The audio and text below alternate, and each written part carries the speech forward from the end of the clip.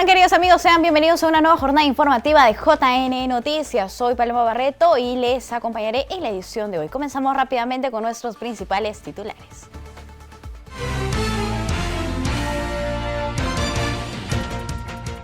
Jurados electorales especiales culminaron al 100% proclamación de resultados de segunda vuelta. Y en la entrevista de hoy, sepa cuáles son las reformas electorales y constitucionales a priorizar en el Congreso.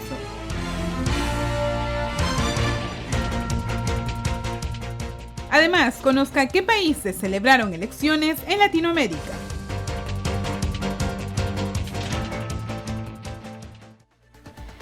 Vamos con el desarrollo de nuestra información. El Jurado Nacional de Elecciones informa que los jurados electorales especiales culminaron con la proclamación de los resultados de las elecciones regionales y municipales 2022 al 100%. Los jurados electorales especiales han culminado con la proclamación de resultados de la elección regional, elección municipal provincial y elección municipal distrital, correspondientes a las 25 regiones, 1.196 provincias y 1.694 distritos, según el cómputo efectuado por las ODP en las elecciones regionales y municipales 2022, así como en la segunda elección regional 2022, convocadas con los decretos supremos 001-2022 PCM y 135-2022 PCM respectivamente. De esta manera, los jurados electorales especiales culminaron con la labor que se les fue encomendada para impartir justicia electoral en primera instancia. En los próximos días se emitirá la resolución del cierre del proceso electoral. Y ante la crisis política que vive actualmente el Perú, la Cámara de Comercio de Lima sugirió 15 propuestas de reformas para mejorar la institucionalidad y la democracia en nuestro país. Veamos cuáles son. La Cámara de Comercio de Lima ha propuesto desde el martes un paquete de 15 reformas políticas que buscan fortalecer la democracia y la institucionalidad en el Perú ante la crisis que vive nuestro país y las protestas que reclaman adelanto de elecciones generales y el cierre del Congreso. Según indica el comunicado de este gremio empresarial, 5 reformas son urgentes y las otras 10 son complementarias. Entre las principales figuran que los candidatos sean idóneos para cargos públicos y no tengan sentencias por graves delitos, que los presidentes puedan ser acusados durante su mandato por cargos de corrupción, narcotráfico y otros ilícitos, que se permita la reelección de los parlamentarios, el retorno de la bicameralidad en el Congreso, con una Cámara de Senadores con 50 miembros y otra de diputados con 150 integrantes, y por último, eliminar la cuestión de confianza cada vez que se conforma un nuevo gabinete ministerial. Entre las demás propuestas de la Cámara de Comercio figuran que el Congreso elija al Contralor General, regular la sucesión presidencial, facilitar el voto de los peruanos en el extranjero, entre otros.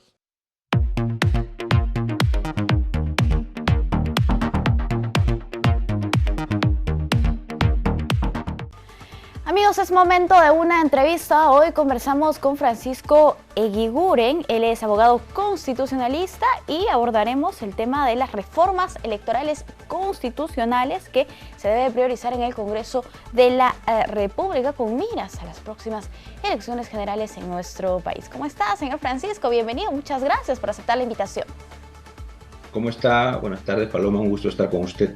Señor Francisco, por favor, coméntenos. Recientemente la Comisión de Constitución del Legislativo Nacional ha planteado una serie de normas sobre reforma electoral y constitucional a priorizar para las elecciones generales. Entre ellas se ha nombrado la bicameralidad y elecciones de congresistas en segunda vuelta, así como la renovación del Congreso por mitad. ¿Usted cuáles considera que deben ser las reformas que se deben priorizar para tener unas elecciones de mejor calidad?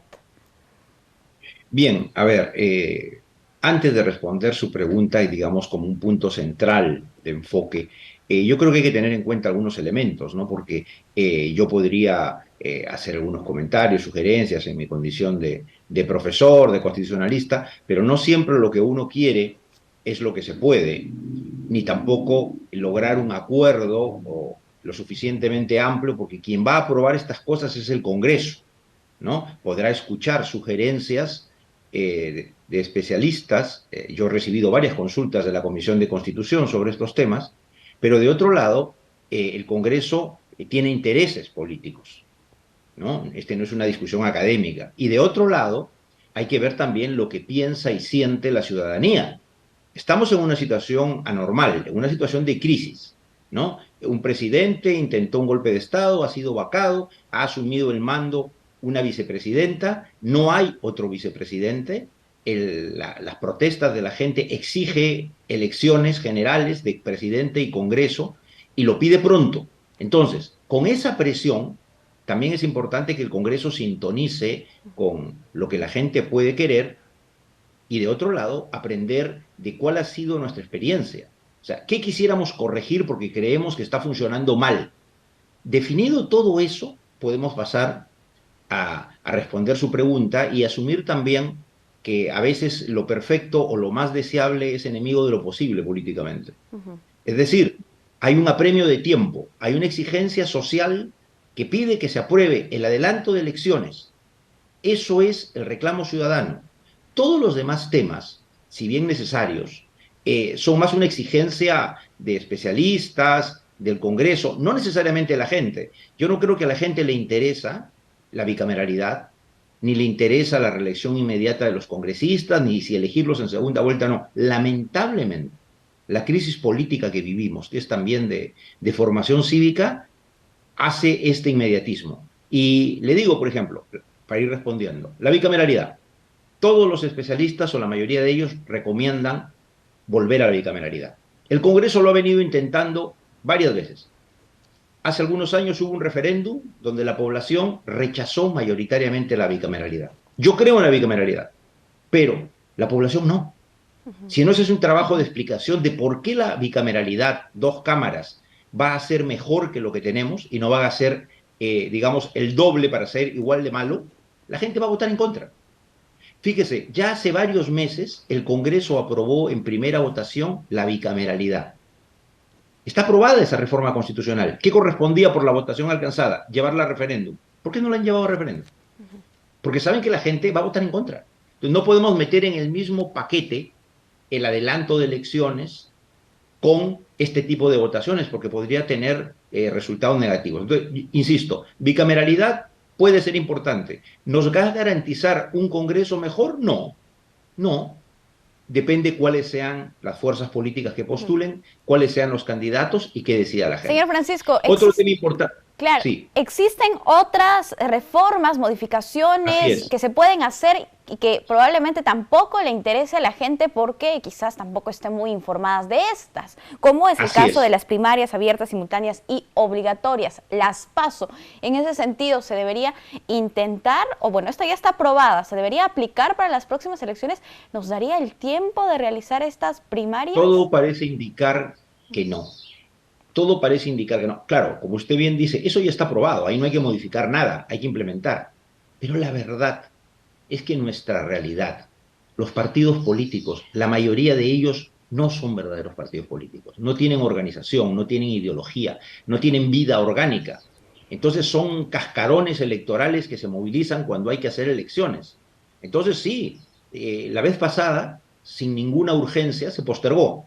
Yo creo que lo más probable es que en este contexto donde hay que aprobar este recorte de mandato y convocatoria de elecciones anticipadas, donde incluso hay que darle oportunidad que se terminen de inscribir nuevas agrupaciones políticas, veo difícil, sería deseable, pero veo difícil que se implemente, ¿no? Claro. De otro lado, por ejemplo, la no reelección inmediata de congresistas. Todos los especialistas van a decir que debe eliminarse esa prohibición, que para formar una clase política, parlamentarios especializados, sí debe haber reelección inmediata de congresistas si es que el pueblo los quiere elegir. Pero acuérdese, esa fue la reforma electoral en el referéndum más votada por la población. O sea, la población votó mayoritaria, abrumadora, más del 90%, porque no haya reelección inmediata de congresistas. Otra vez, hay un divorcio por desinformación, como usted bien dice, también quizás por hartazgo frente a la clase política, claro, entre lo que se considera necesario y lo que la gente entiende. Otro tema que usted ha planteado como parte de las reformas, la renovación parcial del Congreso, sea cada 2 años, la mitad, o por tercios, en fin. Mire, eso alguna vez existió en el Perú, hasta hace muchas décadas, y se eliminó. En materia electoral, casi todo lo que uno aprueba tiene pros y tiene contras. Y uno debe colocar en una balanza los pros y los contras. Esto, ¿qué ocurre? Si usted, a mitad de camino, digamos a mitad del mandato parlamentario, hace una elección para renovar la mitad del Congreso, ¿cuál es la parte positiva?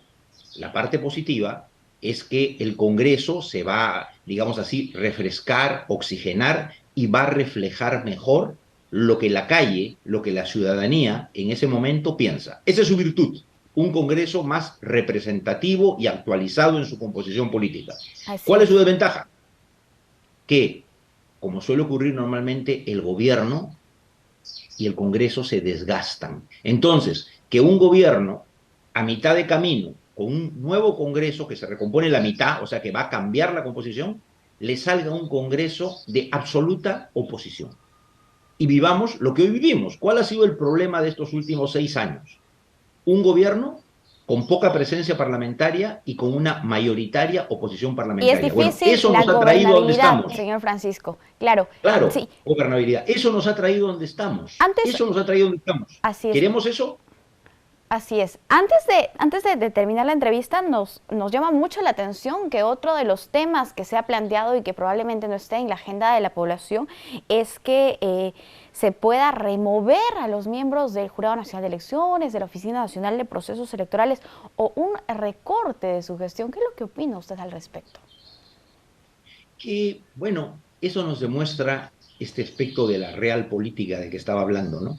El Congreso es el que va a aprobar los cambios, ¿no? Y hay grupos políticos que nunca aceptaron su derrota electoral, que se dedicaron a cuestionar sistemáticamente a las autoridades del jurado, de OMPE, a pesar de que misiones internacionales independientes, no solo de la OEA, sino de organismos internacionales, dieron su pleno respaldo y aval a la transparencia del proceso electoral. O sea, es un capricho político, una obsesión política de determinados grupos políticos que no creo sean mayoritarios en el Congreso, pero que sí son muy activos. Y no hay ningún fundamento, salvo el decir, es como que en un partido de fútbol los equipos que van a jugar digan, yo recuso al árbitro, quiero otro árbitro, no confío en este árbitro. Pero el problema es que al árbitro nunca lo pueden escoger para que sea verdaderamente imparcial los jugadores, ¿no? Entonces, no hay razón y además las autoridades electorales, sea el presidente y el pleno del jurado o el jefe de OMPE o de RENIEC, no los elijan los grupos políticos. No han provenido su designación ni del Poder Ejecutivo, ni del Gobierno, ni del Congreso. Provienen de la Junta de Justicia, de la Corte Suprema, de la Fiscalía, etc. Entonces, ¿por qué ante una crisis política de Congreso y presidente vamos a interferir con el desarrollo de la labor electoral que no ha sido cuestionada internacionalmente, sino todo lo contrario, y que ya tienen experiencia en organizar procesos electorales? O sea, en este momento de organizar un proceso electoral, pretender cambiar a quienes van a dirigir este proceso, a quienes tienen la experiencia en dirigir este proceso, no pasa de ser un capricho político de un sector que, como digo, se quedó con un tema pendiente y que ha intentado procesos judiciales, acusaciones en el Congreso, todo sin éxito, pero persisten tenazmente en su deseo de que se cambie a las autoridades electorales. Y eso sería contraproducente e injustificado. Claro, bien, vamos a ver finalmente en todo caso cómo queda esta situación, que además, como usted decía, no le corresponde al Congreso ni el recorte ni la remoción de estas autoridades que son además elegidas en otras instancias. Nosotros estamos muy agradecidos con usted por acompañarnos aquí en JN Noticias, señor Francisco. Muchas gracias, también yo muy contento de estar con ustedes y hasta una próxima oportunidad. Hasta una próxima oportunidad, cuídese. Nosotros tenemos que hacer una brevísima pausa, volvemos.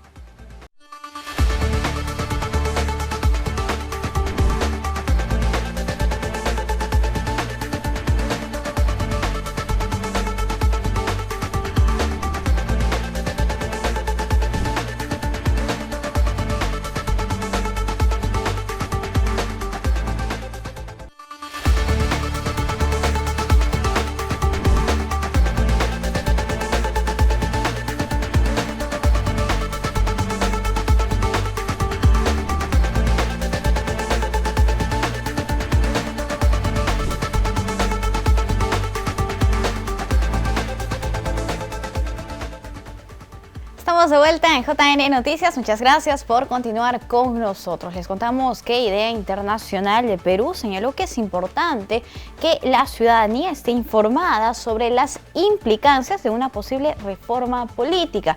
Por eso, las y los participantes de Delibera Perú ya tienen sus materiales y se están informando. Los deliberantes son ciudadanas y ciudadanos de todo el país que han aceptado de manera voluntaria participar de este ejercicio de deliberación para llegar a consensos que pueden mejorar la política de nuestro país. Y este 14 de enero tendrán una nueva jornada de deliberación para así conocer sus opiniones sobre bicameralidad o unicameralidad en el Congreso de la República, así como la reelección parlamentaria y elecciones internas y primarias dentro de los partidos políticos. Lo que tenemos que hacer es conseguir una mejor representación y la bicameralidad puede ser una opción para una mejor representación. Abrir la cancha para que haya más organizaciones políticas participando, la selección de candidatos sea mejor, haya más idoneidad en esos candidatos. ¿Esta propuesta qué busca? Busca concentrar la atención en menos opciones y fortalecer que haya una bancada de gobierno fuerte y una bancada de oposición. Lo que haría sería dirigir la atención de los electores a esos dos conglomerados que han logrado la mayor votación y probablemente fortalecerlos en la votación parlamentaria.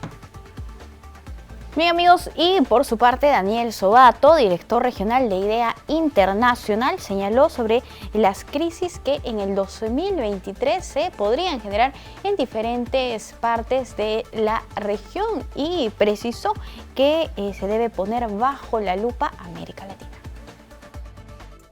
Daniel Sobato, director regional de Idea Internacional para América Latina y el Caribe, manifestó que el Perú es un caso extremo de inestabilidad política. ¿Qué va a pasar con la nueva presidenta en Perú? ¿Hasta qué punto la presidenta Boluarte va a poder realmente manejar la situación y llegar a la celebración de las elecciones, que todo pareciera indicar ahora que la han adelantado para abril del 2024? Vamos a ver si hay tiempo para llegar hasta el 2024 en un país con tanta volatilidad e inestabilidad como Perú. El titular de Idea Internacional advierte una crisis de gobernabilidad en la región y sobre todo una hiperpolarización tóxica en campañas políticas y una fragmentación de la sociedad. Pero la otra característica muy importante de estas elecciones es el alto grado, la hiperpolarización tóxica que ha caracterizado a muchas de estas campañas. Esta hiperpolarización fragmenta, fractura, divide a las sociedades y luego cuesta muchísimo resarcir ese nivel tan brutal, tan grande de fragmentación que sufren las sociedades para poder lograr el proceso de diálogo que lleve a los acuerdos que estos países necesitan para poder dar respuesta a escenarios tan complejos como el que toca vivir. Finalmente, Sobato recomendó que en el 2023 hay que poner bajo la lupa América Latina. Atención, la Defensoría del Pueblo advierte que hay convocatorias de protestas para los próximos días.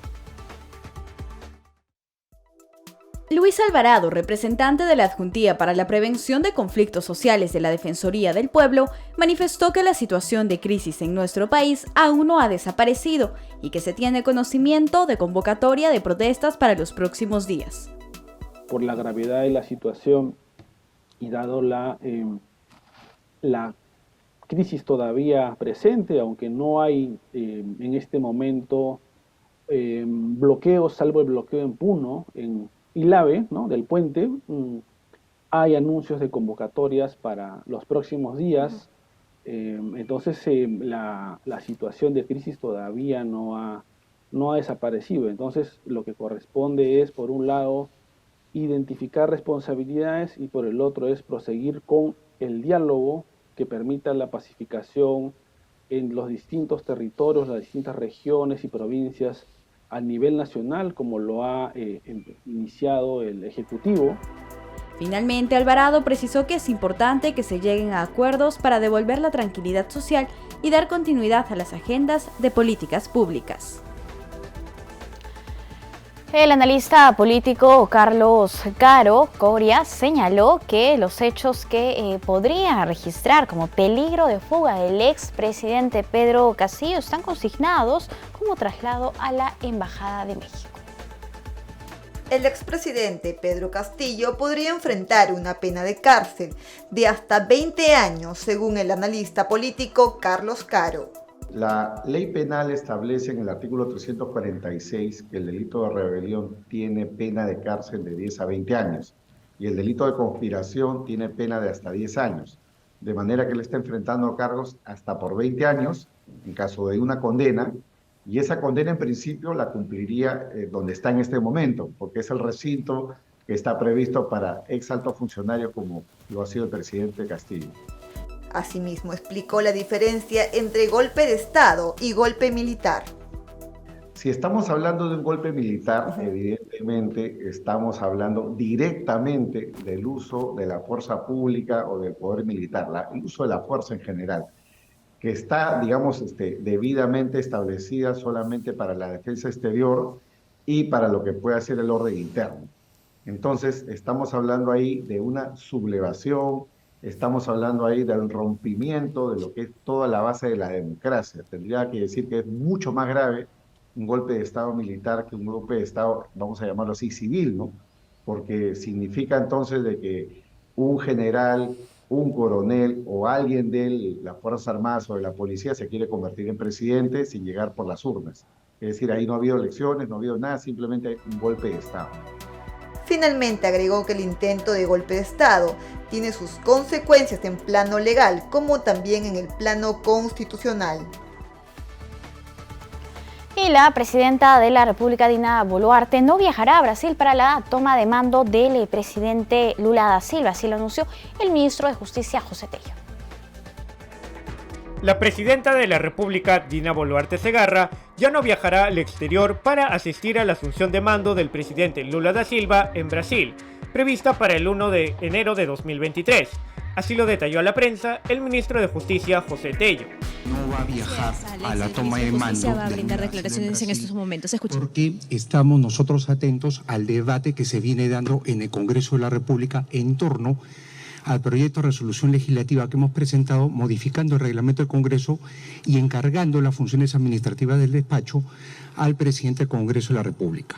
Somos respetuosos de la separación de poderes, somos claros que el diálogo es el derrotero de este gobierno y somos también bastante concertadores en el sentido de que lo que decida el Congreso finalmente sobre este tema será lo que nosotros seguiremos como lineamiento hacia el futuro. Asimismo, el titular de esta cartera añadió que ello se debe a que la presidenta seguirá atentamente el debate de la propuesta presentada el 26 de diciembre que sugiere que el presidente del Congreso, José Williams, asuma el despacho presidencial en los casos de ausentismo o viajes al exterior de la presidenta Dina Boluarte.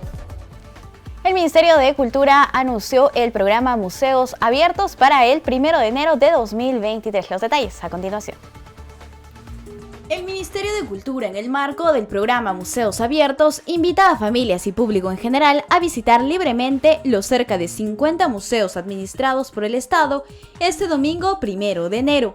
En esta primera edición del año 2023 se realizarán actividades tanto de manera presencial como virtual en Amazonas, Cusco, Lambayeque y Lima, quienes abrirán sus puertas para recibir a los peruanos y peruanas, así como a residentes en el país. El programa Museos Abiertos brinda acceso gratuito a los museos, sitios arqueológicos y lugares históricos administrados por el Estado, los primeros domingos de cada mes en el marco de la Ley número 30599. Asimismo, la ciudadanía podrá visitar virtualmente los 30 recorridos virtuales. Asimismo, la ciudadanía podrá visitar virtualmente los 30 recorridos virtuales en 360 grados en la plataforma digital visitavirtual.cultura.pe.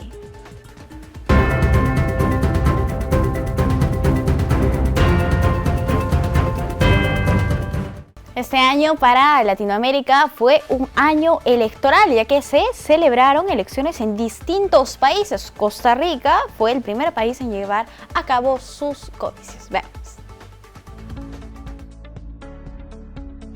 La política latinoamericana abrió su periodo electoral 2022 en Costa Rica, realizándose las elecciones generales el domingo 6 de febrero del 2022.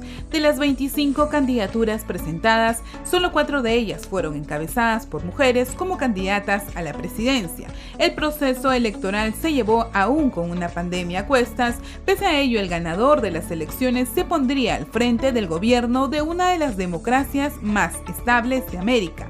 Recordemos que la pandemia impactó duramente a la principal fuente de ingresos de Costa Rica, el turismo. Los costarricenses en la primera vuelta, al tener un bagaje de opciones de 25 candidatos, un número nunca antes visto en los comicios, y con una cifra de indecisos de más del 30% de ciudadanos sobre su voto, tuvo como resultado que se eligieran 57 diputados para el legislativo del país. En cuanto al ejecutivo, ninguno de los candidatos presidenciales obtuvo al menos el 40% de los votos en primera ronda, por lo que se convocó a una segunda vuelta el 3 de abril del 2022. Entre los dos más votados, José María Figueres del Partido Liberación Nacional y Rodrigo Chávez del Partido Progreso Social Democrático. Por un lado entonces, José María Figueres, expresidente de Costa Rica en 1994, destacado por su experiencia política nacional y sus contactos internacionales como su principal ventaja frente a su rival. Por otro lado, Rodrigo Chávez, economista de larga trayectoria y formación internacional, quien fue la gran sorpresa de la primera vuelta. Incluso las encuestas no lo incluían entre los 3 favoritos. En la misma salió vencedor Rodrigo Chávez con 52% sobre un 47% de Figueres, convirtiéndose en el presidente número 49 de la República de Costa Rica. Asumió en ceremonia el 8 de mayo del 2022, iniciando su gestión por un lapso de 4 años. Entre los cambios que planteó para su gobierno están establecer una pensión mínima universal, aumentar las inversiones en energías verdes y de la misma forma la lucha contra la corrupción. Para mí, este no es un momento para festejar. Este resultado para mí no es una medalla ni un trofeo, sino una enorme responsabilidad colmada de reto y de dificultades. Chávez entonces se encuentra al mando de uno de los países con una población alfabetizada al 99.4%. Además, Costa Rica se encuentra en primer lugar del continente en esperanza de vida, siendo el único país tropical que logró además revertir la deforestación. Sin embargo, pese a su crecimiento, el modelo económico se vio afectado debido a la pandemia, con una tasa de pobreza al 20%, cifras que hoy el mandatario Rodrigo Chávez debe atender en el marco de su gestión como prioridad. Actualmente, con más de 7 meses, el nuevo gobierno de Rodrigo Chávez cuenta con la aprobación de los costarricenses, encontrándose en la cúspide de la popularidad, con un 79%, a pesar de un duro entorno económico.